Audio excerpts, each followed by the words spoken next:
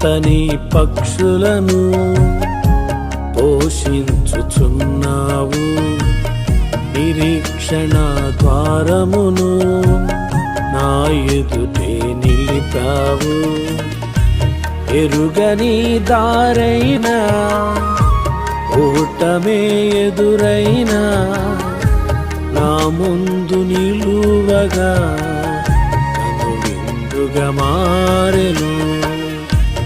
ఎరుగని దారైనా ఓటమే ఎదురైనా నా ముందు నిలువగా కనువిందుగా మారెను.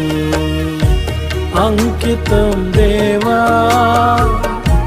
నా హృదయ కోవెల, ఆకాశమందు